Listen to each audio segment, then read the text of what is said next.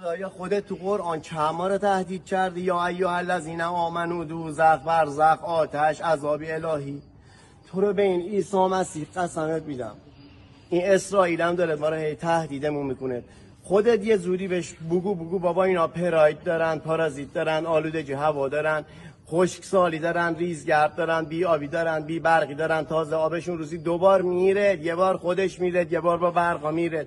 تازه ما خوراکمون چیه؟ آبی نیترات دار، نونیزوشی شیرین دار، سبزیجات با آبی فاضلابی، میوه کدیشی میای، لبنیات با روغنی پالم دار، برنج آرسنیک دار، گوشتی تاریخ گذاشته، شیری تاریخ هنوز نیومده.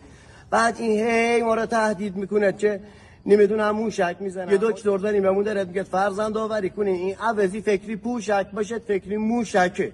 هی میگه من موشک ساختم نمیدونم افسیا 5 تا 60 متر میره تو بوتون. بابا تو همین موشک معمولی یادا بفرست، ما اینجا فرو نشست داریم تا 80 متر تضمین میکنیم سالم بره زیر زمین.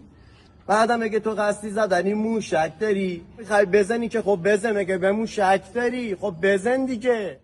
زالو ریز گرده رو تو آسمون روژه وزه زمین دورانشه بدون. این میخوام بگم سهمیه آب اصفهون، شین میخوام بگم شهید بده نصف جهون.